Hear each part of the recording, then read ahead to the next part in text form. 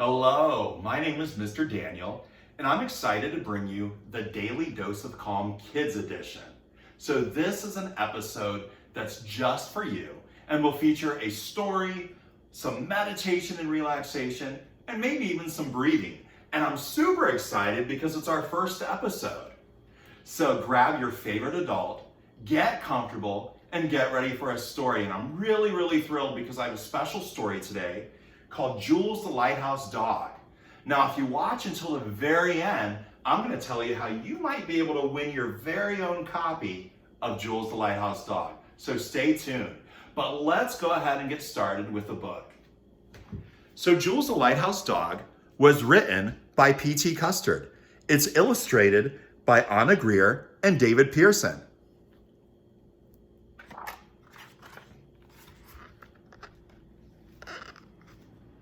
Jules is a dog with simply nothing to do.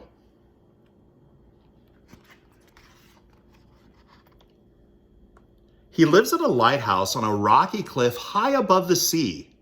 Day in and day out, Jules gazes over the water. He sits, he scratches, sometimes he naps. When he's very bored, he howls his funny howl that sounds like a moo. Can you do a howl that sounds like a moo? Moo! It is a nice life, but boring, and Jules wishes for more. I'm a clever dog, thought Jules. There must be something that I can do. I am sure if I try hard enough, I can think of a job at which I'd be the very best. So Jules thought and puzzled as ideas raced through his head.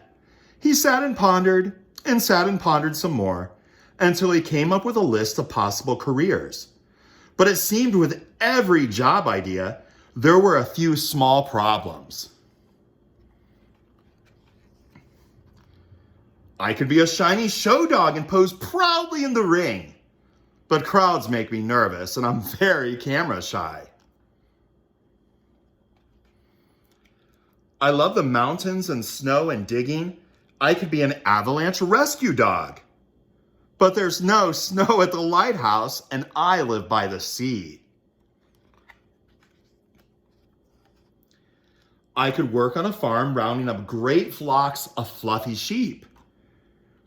But wool makes me itch, sniff, and sneeze, and all that running would make me tired.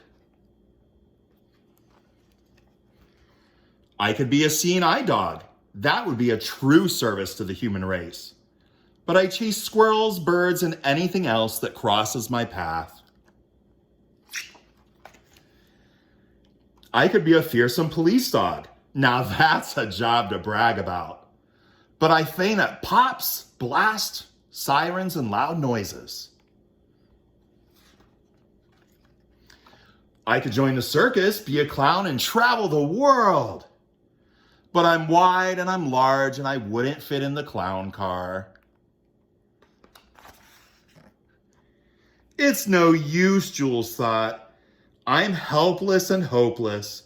I can't think of any job that I can do. So Jules sat on his rock and gazed out to sea. He moped and fretted and pouted and howled. He despaired of ever having something more to do. Then it happened. The fog rolled in thick, heavy, and gray. It seemed as if day had turned into night. Those traveling the waters couldn't see the lighthouse through the fog. They needed to spot the light to know if they were near land, to keep their boats from crashing into the rocky shore. They needed something to help guide them. Jules on his rock continued to sit. He noticed the fog, but didn't know of the danger it caused. But he noticed that his howl sounded greater in the mist. Jules stood and howled louder and louder. Moo! Moo! Moo! It was fun and took his mind off his troubles. His howl was heard on the boats out at sea. From the sound of the mariners knew they were near land.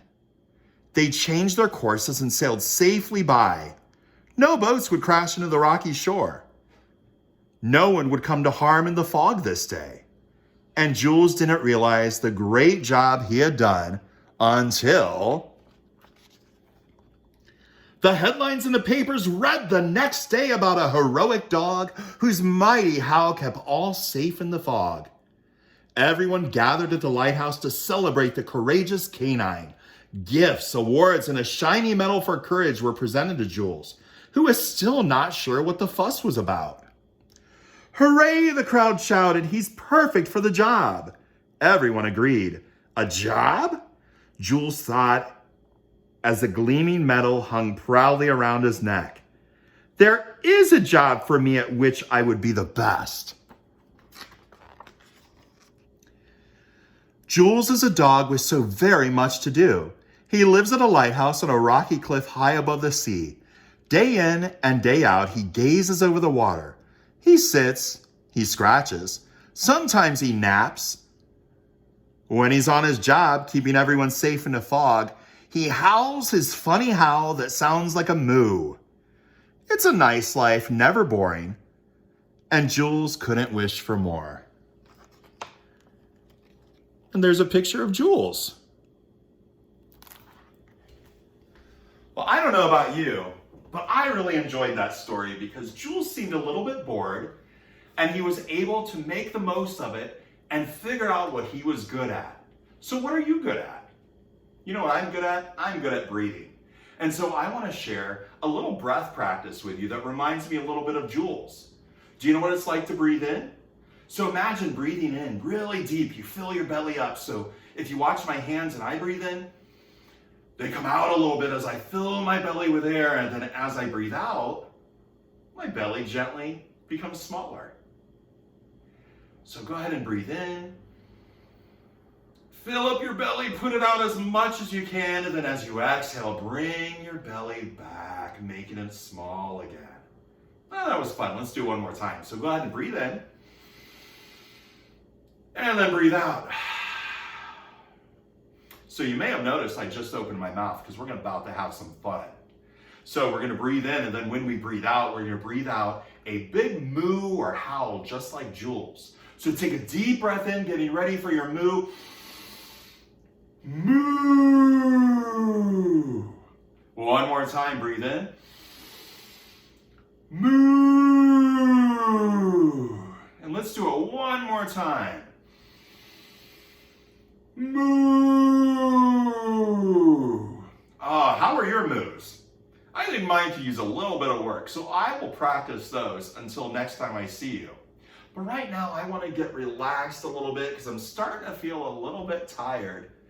And I want to calm down and enjoy some quiet and peace. What about you? Doesn't that sound nice? So I want to share with you one of my favorite meditations. And this comes to us from a book called Growing Up Mindful by Christopher Willard.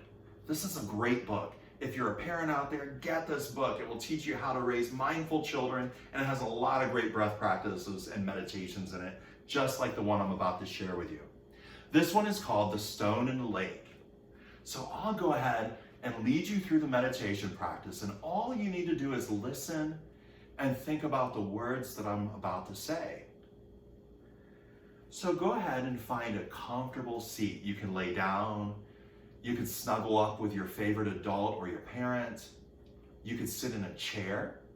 Think about whatever makes you feel good and comfortable and how you like to relax. And once you've found your position, we'll get started. Begin to notice your breathing. Bring your attention to your breath. Connect with the still point where your in-breath has paused just before it rises back up as the out-breath. Do this again for the next 3 breaths, connecting with that still point where there's a slight pause right before you let the breath out again.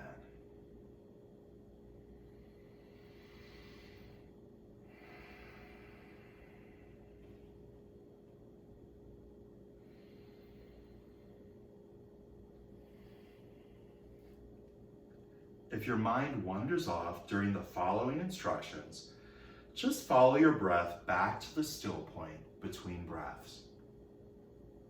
Now imagine a beautiful lake. preferably one in a climate with 4 seasons.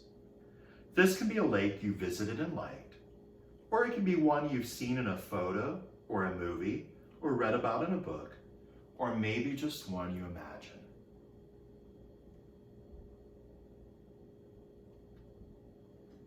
Have you found your lake? On your next in-breath, imagine that someone has tossed a pebble into the center of the lake. Follow the stone downward as you follow the breath downward, past the surface. Follow it down to where it rests and is held by the soft bottom of the lake. There it can remain still and undisturbed by the lake water or the world around. At the surface, the lake reflects the world around it. On a summer's day, the lake may reflect blue skies and bright green trees and echo with sounds of life. Hour by hour, the world and its reflection may look different, as the bright hues of sunset color the surface, giving way to a reflection of the stars and moon above. And all the while, the stone remains deep below, still, quiet, and undisturbed. The days pass, some bringing blue skies, some clouds and storms. The surface of the lake may ripple as rain beats down, or the wind may cause swells on the surface. Yet below the surface, there is stillness. The days shorten as summer fades and fall begins. The reflection of green trees turns to gold, orange, and scarlet as the leaves begin to turn and the air grows colder. And yet underneath, the stone remains still. Even as the occasional autumn leaf drifts down to the bottom of the lake next to the stone, it remains unmoved, resting on the bottom. The trees eventually become bare, and the sky whitens as winter sets in. Ice sheets form, snow falls. The surface of the lake turns to ice, and the ice is buried in snow. Foggy days or snowy blizzards make the lake hard to see, and yet the stone on the sandy bottom remains in its place. As winter fades, the snow and ice melt. The cold water seeps down to the stone, but does not disturb its rest. Trees begin to blossom, and birds come back. Signs of life and color return in the springtime. Through it all, the stone remains still. We are like the lake.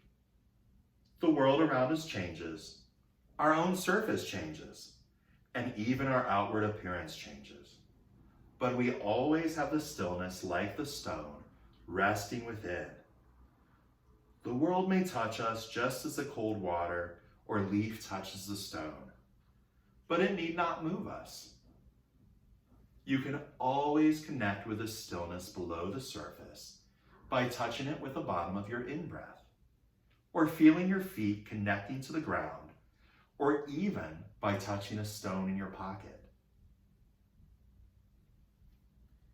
As you bring your awareness back to the world around you, maintain your connection to the stillness within, and know you can always return to it.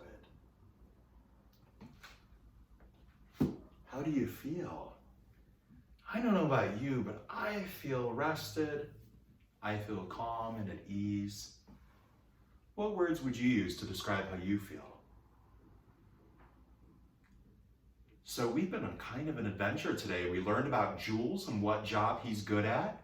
We got to play along and do his little moo with him and also realize that it's kind of fun to do. And we got to rest a little bit today. So if you'd like to win your very own copy of Jules the Lighthouse Dog, grab an adult and have the adult grab a pen and a piece of paper. All you need to do is send me an email, info@danjayoga. That's info@danjayoga.com. yoga.com. Tell me what you thought of today's episode, and we'll do a drawing where you might just win a copy of Jules the Lighthouse Dog. Thank you so much for joining us today. If you have an adult with you or somebody that listened to this with you, go ahead and give them a hug. Thank them for taking the time out of their day to be mindful with you. Until next time, I'm Mr. Daniel, and I can't wait to see you on Tuesday and Thursday evenings. Until next time, take care of yourself, and thank you for joining me today.